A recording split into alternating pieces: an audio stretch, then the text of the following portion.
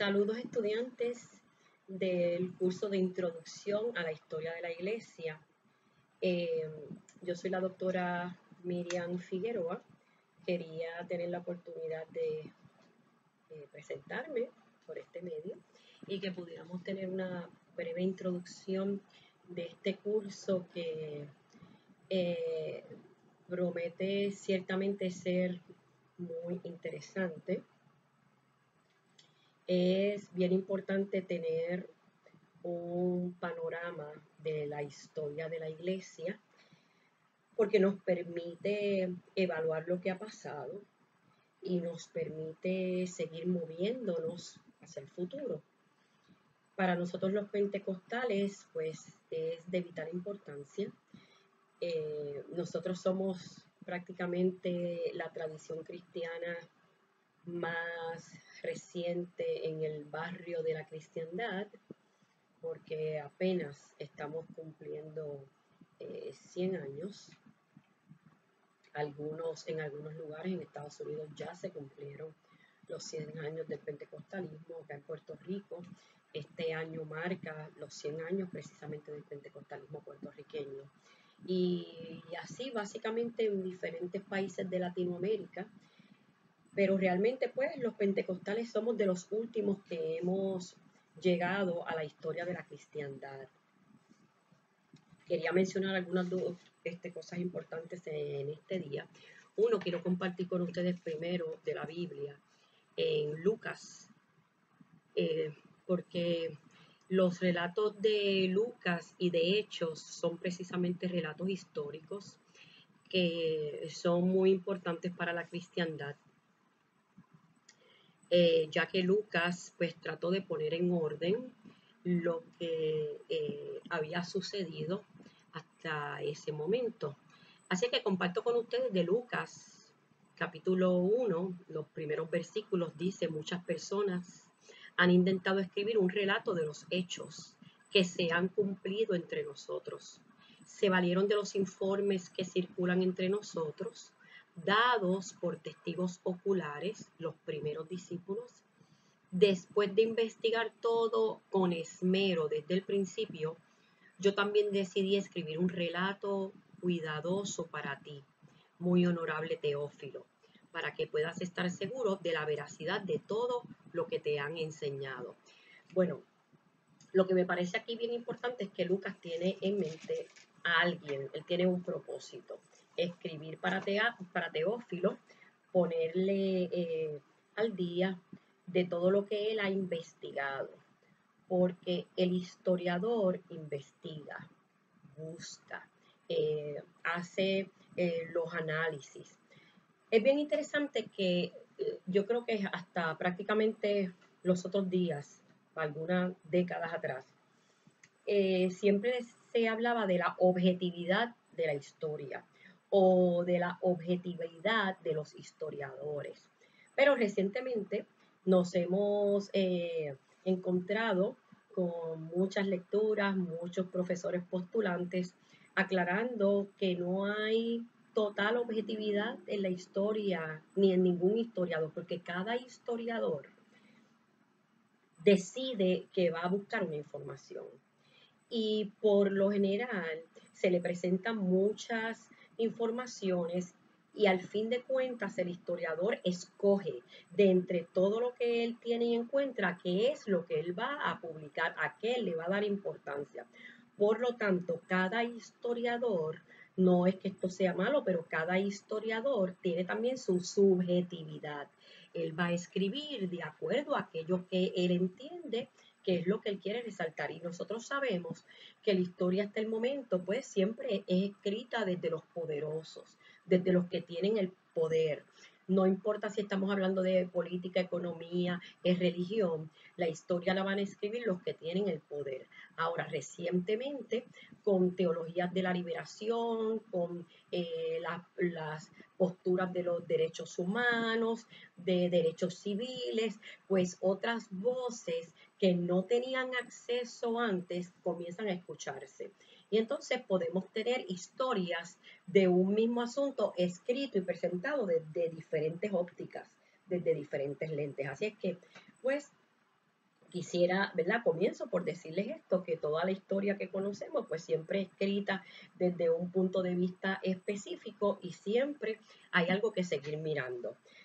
Algo para resaltar en esa misma línea, por ejemplo, las mujeres han estado bastante silenciadas en todo lo que tiene que ver la historia, ¿ve? Porque la escriben los poderosos, los que tienen el control, que son los hombres. Así es que las dejan a ellas en una esquina, las dejan al margen y recientemente entonces es que se escucha hablar mucho más sobre el papel de las mujeres en la historia de la iglesia. Así es que eso, ¿verdad? Para comenzar. Segundo, pues les comparto de prontuario, deben tener para esta semana, ustedes deben tener nuestro libro de texto, principalmente Historia de la Iglesia Cristiana, deben tenerlo a la mayor brevedad posible para que puedan entonces empezar a leer. Y nosotros vamos a mirar en este curso, que es un curso introductorio, ¿verdad? Luego ustedes tendrán la oportunidad, si les interesa, pues seguir estudiando algunos aspectos sobre la historia que más les interesen. Pero vamos a mirar en esta introducción a la historia de la iglesia cristiana, 6 periodos básicos de la iglesia que nos presenta el autor Lehman. Son 6 periodos fundamentales mayores. La iglesia apostólica es el primero, la iglesia perseguida que seguiría el segundo, la iglesia imperial es el tercero, la iglesia medieval es el cuarto, la cuarta época de la historia de la iglesia, luego la iglesia reformada, finalmente la iglesia moderna. Y si uno tiene tiempo para hablar, tendríamos que hablar entonces de nuestros propios tiempos, ¿verdad? La presentación de Lehman es una presentación sencilla.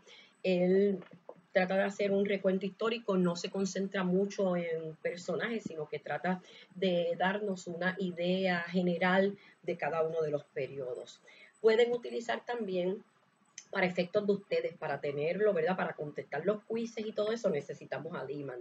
Pero para ustedes que puedan seguir estudiando y cuando quieran referirse a una forma más rápida de la historia de la iglesia, definitivamente el bosquejo de historia de la iglesia de Justo L. González, porque Justo L. González hace aquí un bosquejo con fechas importantes, con personas importantes y tal vez con alguna doctrina importante de cada uno de los periodos.